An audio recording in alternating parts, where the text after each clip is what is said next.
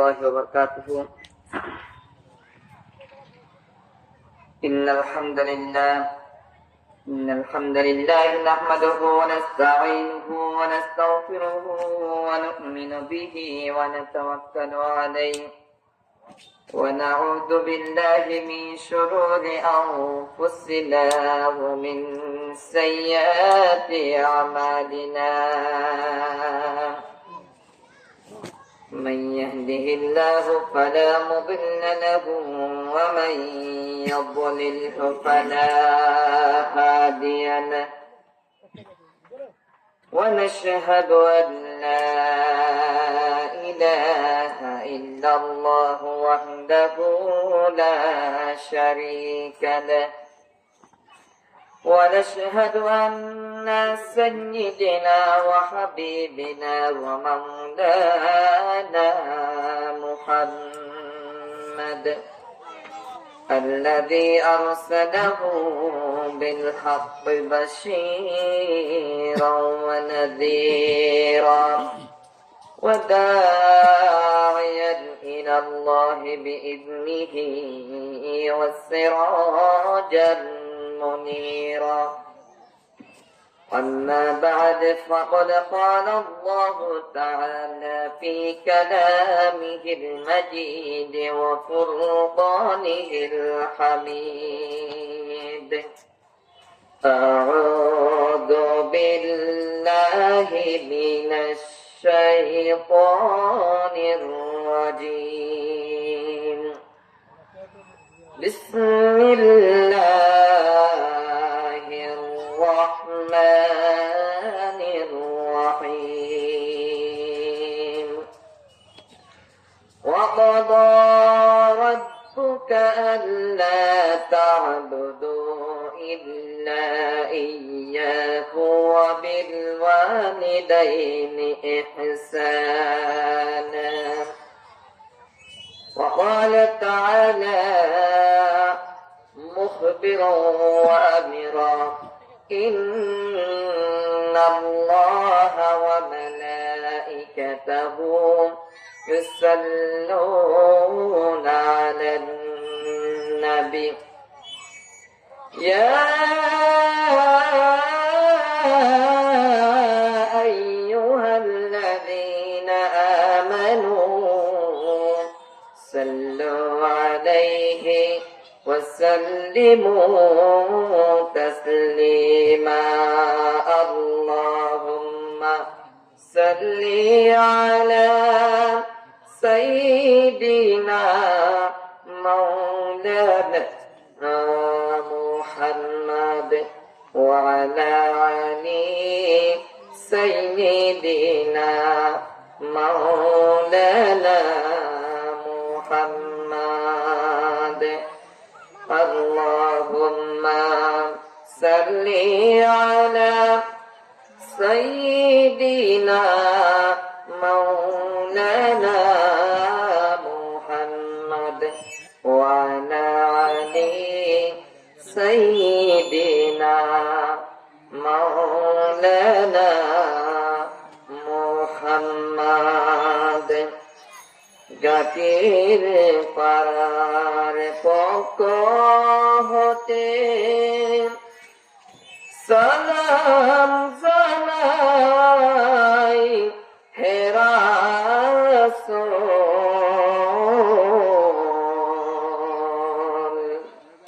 মদিনাতে শুয়ে আছেন আমিনার বুলবুল। আল্লাহুম্মা সাল্লি আলা সাইয়্যিদিনা মাওলানা মুহাম্মদ ওয়া আলা আলি সাইয়্যিদিনা মাওলানা। অধ্যক্ষের আয়োজিত উকিয়া উপজেলার অন্তর্গত হলদিয়া পালং ইউনিয়নের অবস্থিত গাটের পাড়া এলাকাবাসীর উদ্যোগে প্রথমবারের মতন তাফসীরুল কুরআন মাহফিলের আজকের শ্রদ্ধাভাজন সম্মানিত সভাপতি, বিশিষ্ট সমাজসেবক জনাব আলহাজ বাদশাহ আলম সাহেব, আজকের মাহফিলের প্রধান মুফাসসির, বিশিষ্ট আলেমে দ্বীন, বিশিষ্ট ইসলামিক চিন্তাবিদ জনাব হযরত মাওলানা জামাল উদ্দিন গাজী সাহেব, মুহাদ্দিস, আমিরাবাদ সুফিয়া আলিয়া মাদ্রাসা, লোহাগাড়া, চট্টগ্রাম। আজকের মাহফিলের বিশেষ আকর্ষণ উস্তাদ মুহতারাম জনাব হযরত মাওলানা আবুল ফজল হুজুর সাহেব। আমাদের মধ্যে উপস্থিত রয়েছেন অত্র এলাকার কৃতি সন্তান, বিশিষ্ট আলেমে দ্বীন জনাব আলহাজ হযরত মাওলানা মোহাম্মদ নুরুল আলম সাহেব। আমাদের মধ্যে উপস্থিত সম্মানিত উলামা ইকরাম, মুরব্বিয়ান আযম, সমবয়সী ভাই বন্ধুগণ, পর্দার আড়ালের অবস্থানরত সম্মানিত মা ও বোনেরা, শুরুতে মহান আল্লাহ রাব্বুল আলামিনের দরবারে লাখো কোটি শুকর আদায় করছি যে আল্লাহ তাআলা আমাদেরকে আজকে বিশাল তাফসীর কোরআন মাহফিলে আসার জন্য, বসার জন্য, শোনার জন্য তৌফিক দান করেছেন। সেই মুনিবার দরবারে আমরা একবার কালিমাতুশ শুকর আদায় করছি, সবার বলছি আলহামদুলিল্লাহ। প্রিয় উপস্থিতি, আমি আপনাদের সম্মুখে আপনাদের হিকমতে একটি পবিত্র কোরআনুল কারীম থেকে 15 পারা থেকে সূরা বনী ইসরাঈলের 24 নম্বর আয়াত তেলাওয়াত করেছি। এই আয়াতের ভিতরে আল্লাহ রাব্বুল আলামিন আমাদের জন্য দুইটি নির্দেশনা দিয়েছেন, আমাদের জন্য দুইটি নির্দেশনা দিয়েছেন, দুটি ডিসিশন দিয়েছেন। সেই আলোচনাগুলি আপনাদের সম্মুখে আমি যথাযথ সময়ের ভিতরে উপস্থাপন করে আমার বক্তব্য, আমার আলোচনা শেষ করব ইনশাআল্লাহ। যেমন আল্লাহ রাব্বুল আলামিন পবিত্র কোরআনের ভিতরে বলেন, وَقَضَى رَبُّكَ أَلَّا تَعْبُدُوا إِلَّا إِيَّاهُ। রব্বুল আলামিন বলেন, وَقَضَى رَبُّكَ أَلَّا تَعْبُدُوا إِلَّا إِيَّاهُ।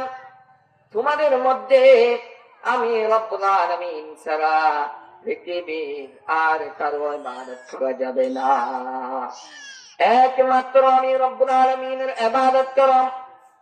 প্রথম নম্বর পাইছিলা আমি রব্বুল আলামিনের ইবাদত। আমি রব্বুল আলামিনের ইবাদত কিভাবে করবা, সেই ভাবে আল্লাহ রব্বুল আলামিন এত সুন্দর করে শিখাই দিয়েছেন। আল্লাহ রব্বুল আলামিনকে স্মরণ রাখো, আল্লাহ রব্বুল আলামিনকে স্মরণ করো, সিজদা দাও, আল্লাহ রব্বুল আলামিনের দরবারে সিজদা করো। আল্লাহ রব্বুল আলামিনকে কিভাবে স্মরণ করবা?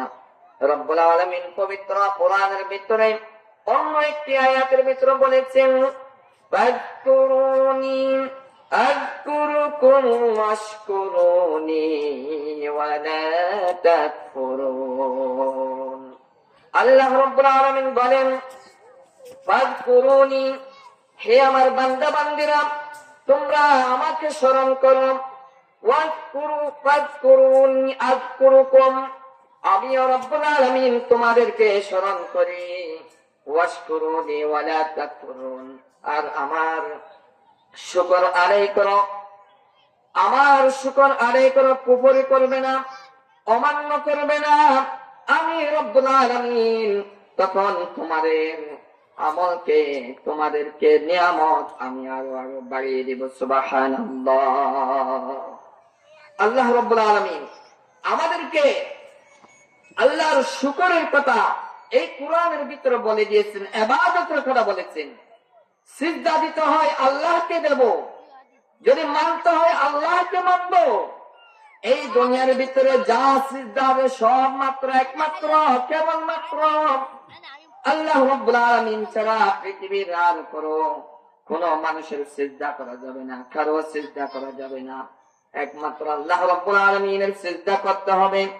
আল্লাহ রাব্বুল আলামিনের গুণগান আমাদেরকে করতে হবে। যে আল্লাহ রাব্বুল আলামিন আমাদেরকে সৃষ্টি করেছেন, আল্লাহ রাব্বুল আলামিনের একটি লক্ষ্য মাত্র উদ্দেশ্য রয়েছে। তার উদ্দেশ্যের মধ্যে আল্লাহ রাব্বুল আলামিন পবিত্র কোরআনের ভিতরে বলেছেন, ওয়ামা খালাকাতুল জিন্না ওয়াল ইনসা ইল্লা লিয়াবুদুন। আল্লাহ রাব্বুল আলামিন বলেন, ওয়ামা খালাকাতুল জিন্না, আমি জিন সৃষ্টি করেছি, ওয়াল ইনসা, আমি মানুষ সৃষ্টি করেছি, ইল্লা লিয়াবুদুন, একমাত্র কেবলমাত্র আমি রব্বুল আলামিনের ইবাদত গোলামি করার জন্য। সুবহানাল্লাহ। আল্লাহ রব্বুল আলামিনের গোলামি আমাদেরকে করতে হবে।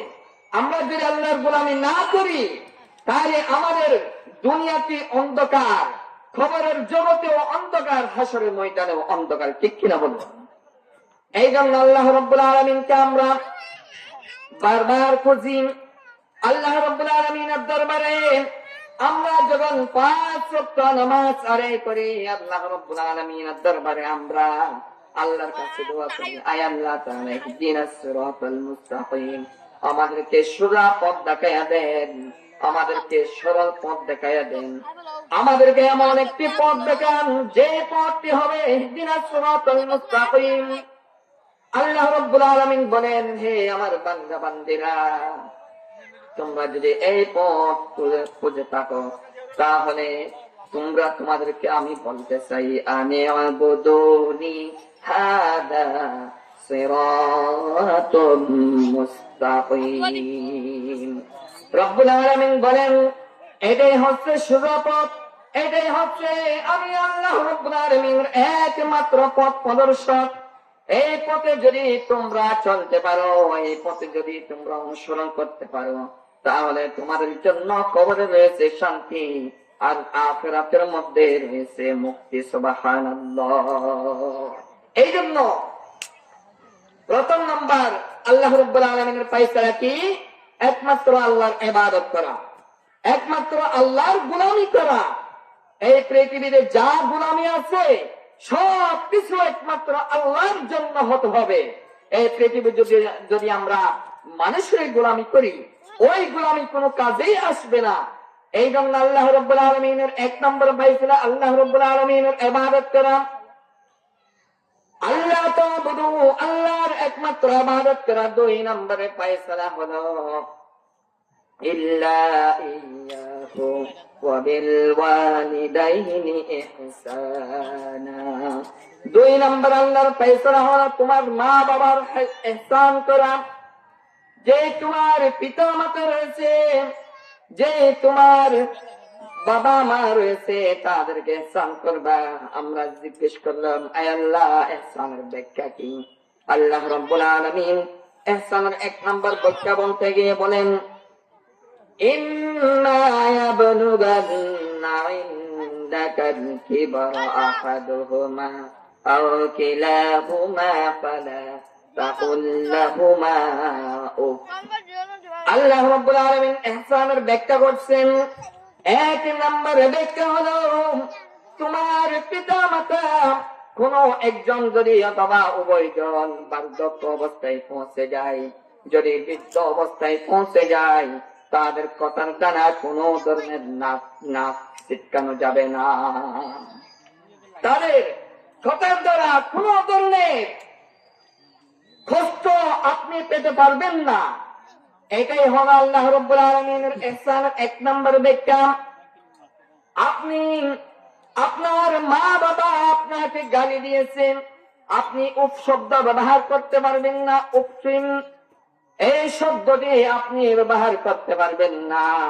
যদি আপনি ব্যবহার করেন, আপনার জন্য আল্লাহ রাব্বুল আলামিনের জাহান্নাম অবধারিত রয়েছে। আর যদি আপনি সুন্দর ব্যবহার করুন, আল্লাহ রাব্বুল আলামিন 2 নম্বরে ব্যাখ্যা বলেছেন, ওয়ালা তানহারহুমা।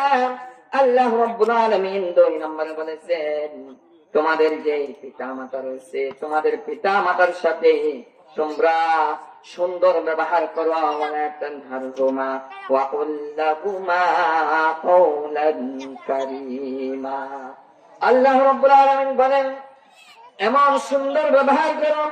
ওয়াকুল লাহুমা কওলান কারীমা, যে সম্মানজনক কথা, যে কথা বললে তোমার পিতা মাতা, যে কথা বললে তোমার পিতা মাতা তোমার কথায় সন্তুষ্ট হয়ে যায়, এমন কথা তোমরা উচ্চারণ করো।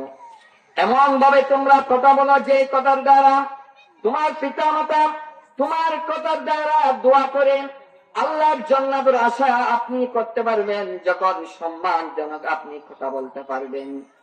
এরপরে 3 নম্বরের ব্যাখ্যা আমরা বললাম। আল্লাহ তাআলা 3 নম্বরের ব্যাখ্যাটি আপনি একটু বলে দিন।